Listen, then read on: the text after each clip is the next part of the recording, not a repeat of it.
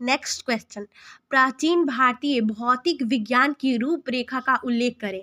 प्राचीन काल से ही भारत के निवासियों को वैज्ञानिक ज्ञान का पता चलता है, ठीक है ना। जब से मानव ने निवास किया, तभी से उसने अपनी वैज्ञानिक बुद्धि का प्रमाण भी दिया। अग्नि का आविष्कार करना और विभिन्न वस्तुओं की खोज और उनके तकनीक का प्रयोग उनकी वैज्ञानिक सद्बुद्धि को ही प्रकट करता है।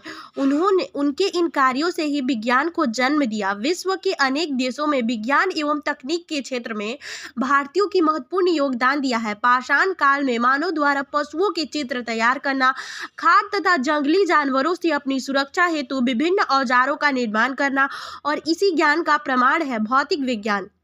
जैसे इसका पॉइंट है, तो चलिए शुरू करते हैं। भौतिक विज्ञान क्या है? तो भौतिक विज्ञान में प्रकृति के तत्वों का अध्ययन किया जाता है। प्राचीन विद्वान समस्त सृष्टि के तत्वों से निर्मित मानते थे, जिनमें 4 तत्व क्षिति, आकाश, समीर, वायु, पावक, अग्नि, जल को अधिकांश विचारकों के द्वारा स्वीकार किया गया, ठीक है ना। आधुनिक समय में भी भौतिकी का सर्वप्रथम सिद्धांत परमाणुवाद है, जिसमें संसार की समस्त वस्तुओं को अणु के संयोग से निर्मित बताया गया है। बुद्धकालीन पकुचकधायन के अनुसार सृष्टि का निर्माण 7 तत्वों पृथ्वी, जल, अग्नि, वायु, सुख, दुख तथा जीव से मिलकर बना है। इन 7 तत्वों में 4 को क्षिति, समीर, पावक, जल प्रमुख माना गया है। 5वां अन्य तत्व आकाश को हिंदुओं और जैनियों द्वारा मान्यता प्राप्त की गई है। इस प्रकार पंच तत्वों में क्षिति, समीर, पावक, जल, गगन आदि को शामिल किया गया है। प्राचीन काल अगुड़ी सिद्धांतवाद। प्राचीन विद्वानों का मानना था कि सभी तत्वों का निर्माण अणुओं से हुआ है। जैनियों का मानना है कि सभी अणु एक दूसरे से मिलते जुलते थे, लेकिन उनके संयोजन के कारण तत्वों का आचरण भिन्न भिन्न होता था। प्राचीन भारत में परमाणुवाद का संस्थापक, वैशेषिक दर्शन के प्रवर्तक महर्षि कणाद 600 ईसा पूर्व को माना जाता है, जिन्होंने भारत के भौतिक विज्ञान का प्रारंभ किया। उनका मानना था कि समस्त भौतिक वस्तुएं परमाणु के संयोग से ही बनती है। आधुनिक भौतिक विज्ञान परमाणुवाद का प्रतिपादन करने का श्रेय जॉन डाल्टन को है, किंतु भारतीयों ने इसकी कल्पना कई वर्ष पूर्व ही कर ली थी। परमाणुवाद का स्थान। भारतीय परमाणुवाद का सिद्धांत किसी परीक्षण पर आधारित होने के बजाय तर्क एवं अंतर्दृष्टि पर आधारित था, इसलिए इसे विश्व में मान्यता नहीं मिली, ठीक है। अब बात करेंगे कि क्वेश्चन है हमारे पास कि प्राचीन भारत में रसायन विज्ञान के स्वरूप पर टिप्पणी करें। जो भी हम लोग का प्राचीन भारत था, उसमें रसायन विज्ञान की क्या स्थिति थी, उस पर हम लोग को टिप्पणी करना है। तो चलिए शुरू करते हैं। रसायनवाद में पदार्थों के गुण, संगठन, उनमें होने वाले परिवर्तन तथा विभिन्न प्रकार के पदार्थों की एक दूसरे पर क्रिया प्रतिक्रिया का अध्ययन किया जाता है। रसायन शास्त्र की चर्चा अति प्राचीन काल से ही होती आ रही है। प्राचीन काल में रसायन शास्त्र औषधि शास्त्र के अंतर्गत नहीं था। भारत में रसायन शास्त्र की चर्चा मुख्यतः औषधि की ही खोज से की जाती थी। रसायन शास्त्र का विकास। रसायन शब्द रस से बना है। प्राचीन काल में विभिन्न वनस्पतियों के रस का प्रयोग औषधि के रूप में प्रारंभ हुआ और ईसा की प्रारंभिक सदी में रसायन शब्द का व्यापक प्रयोग प्रारंभ हुआ। रसायन शास्त्र का संबंध खनिज पदार्थों से होता था और इन खनिज पदार्थों के बारे में हम प्रागैतिहासिक काल से ही जानकारी मिलने लगी। ताम्र युग में मानव तांबे से परिचित था, जबकि सिंधु सभ्यता में मानव को लोहे के अतिरिक्त सभी धातुओं का ज्ञान हो गया था। इस प्रकार इन धातुओं के खनन, क्षारण तथा मिश्रण की प्रक्रिया से भी प्राचीन भारतीय परिचित थी। ऋग्वेद में विभिन्न प्रकारों को वनस्पति से निकल जाने वाले विभिन्न अवयवों का उल्लेख है। यहीं पर अश्विनी कुमार द्वारा च्वयन कृषि को वृद्धि से युवा बनाने एवं दीर्घायु बनाने का भी वर्णन है।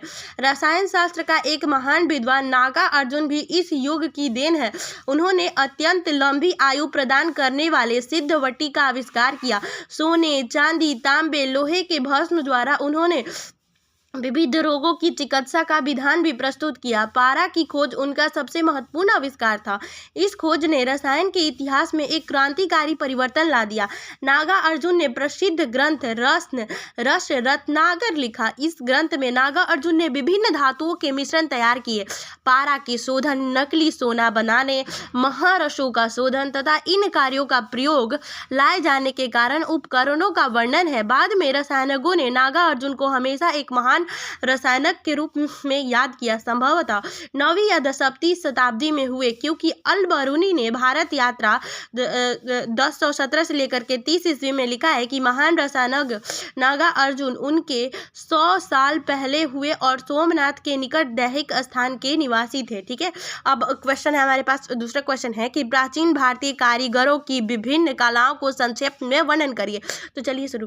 प्राचीन भारतीय समाज में अनेक प्रकार के कारीगर थे जो विभिन्न उद्योग धंधों में कार्यरत थे। इनके मुख्य रूप से तक्षा यानी कि बढ़ई, रथकार, चर्मकार, चमड़े का कार्य करने वाले, सुनार, लोहार आदि थे। तक्ष यानी बढ़ई प्राचीन काल में लकड़ी का कार्य करने वाला तक्षा कहलाता था।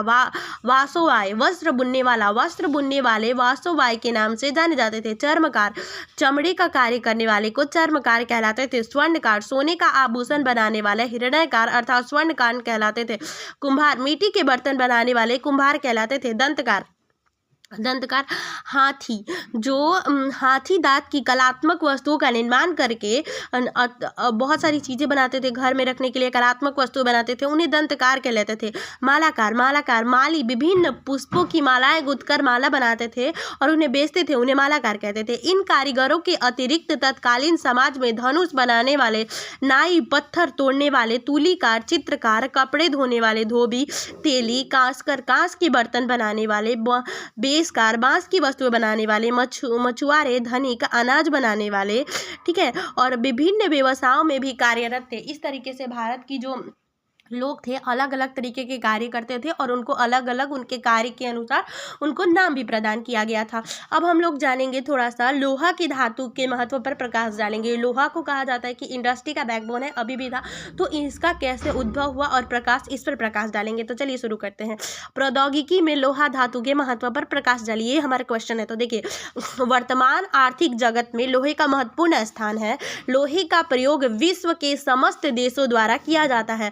मानव निर्मित सर्वप्रथम लोहा मेसोपोटामिया के टल असमर एवं टल चंगर बाजार तथा अल्तोनोलिया के अलावा हुडुक रॉयल टॉमस नामक स्थान से प्राप्त हुआ, जिनकी तिथि 1500 ईसा पूर्व की लगभग मानी जाती है। पुरातात्विक प्रमाणों से पता चलता है कि गांधार, पूर्वी पंजाब, बलूचिस्तान तथा पश्चिमी उत्तर प्रदेश ईसा पूर्व 1000 के लगभग लोहे का प्रयोग आरंभ हो चुका था। अथर्ववेद में लोहे के लिए श्याम या कृष्ण अयस शब्द का प्रयोग किया गया। उस समय इसको लोहा नहीं कहा जाता था, इसको श्याम, कृष्ण या अयस कहा जाता। अयस्क, इसको भी हम लोग बोलते हैं ना कि लोहा का अयस्क होता है ना, अयस्क से प्राप्त किया जाता है लोहा को, जो उसका होता है।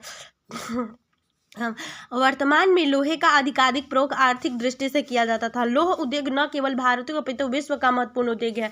लोहा से बहुत सारी चीजें बनती है और ये सिर्फ और सिर्फ भारत ही में नहीं, पूरे दुनिया में इसका एक महत्वपूर्ण उद्योग कार्यरत है। ठीक है, अब हम लोग बात करेंगे कि प्राचीन भारत में सोना और चांदी का उल्लेख करेंगे कि प्राचीन भारत में सोना और चांदी के उपयोग पर हम लोग को क्या करना है, उल्लेख करना है। तो चलिए शुरू करते हैं। सोना धातु अपनी विशेषता के कारण, जैसी प्रकृति से सहजता से उपलब्धता, चमकता हुआ पीला रंग और आसानी से निर्मित होने के कारण इसे प्रागैतिहासिक ऐतिहासिक काल का मानव परिचित था। ठीक है, भारत में नवपाषाण से ही सोने का खनन उद्योग आरंभ हो चुका था।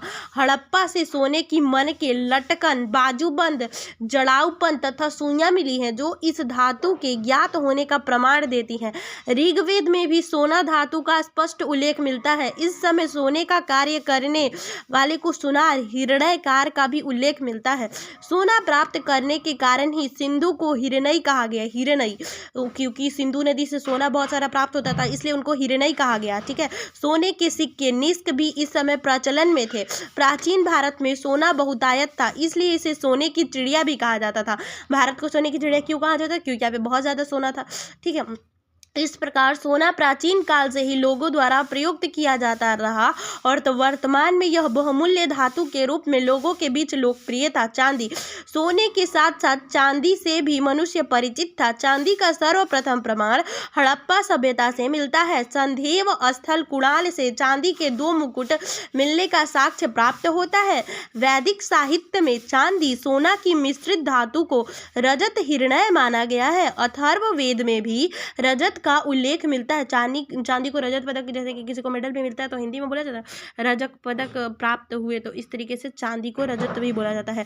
रोमन एवं यूनानी लेखकों ने चांदी का प्रयोग और उसके व्यापार पर प्रकाश डाला है। डायोरोस और स्ट्रोबो जैसे विदेशी यात्री ने लिखा है कि भारत में सोना चांदी की अनेक खानें हैं।